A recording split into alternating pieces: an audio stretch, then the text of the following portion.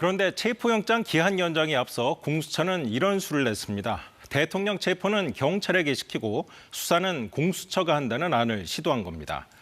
하지만 갖은 논란 속에 경찰이 거부하며 없던 일이 됐고 결국 공수처의 미숙하고 이기적인 업무 처리에 혼선만 빚어진 셈이 됐습니다. 민정희 기자가 보도합니다. 오늘 오전 7시쯤 국가수사본부 특별수사단은 공수처로부터 공문 하나를 받았습니다. 어제 발송된 이 공문은 윤석열 대통령에 대한 체포영장 집행 업무를 경찰에 일임한다는 내용이었습니다. 영장을 발부받고 한 차례 집행 시도도 했는데 갑자기 경찰에 이 업무를 넘기려 한 겁니다. 내세운 명분은 전문성과 현장 지휘 통일성. 공수처 관계자는 이에 대해 집행 경험에 있어선 우리나라 경찰이 최고라고 브리핑을 통해 추켜 세우기까지 했습니다. 하지만 여전히 윤 대통령에 대한 수사권은 공수처에 있다고 밝혔습니다.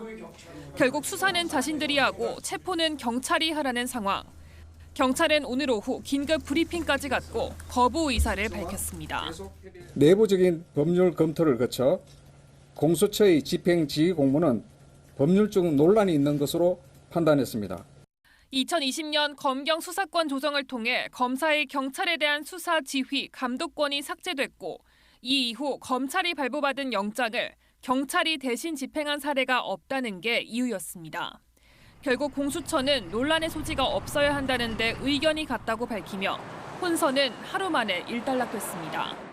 수사권은 포기하지 않은 채 위헌 부담이 큰 체포영장 집행 업무만 떠넘기려 한 것 아니냐는 비판이 나오는 가운데 공수처와 경찰 간의 공조수사에 대한 우려도 커지고 있습니다. KBS 뉴스 민정입니다.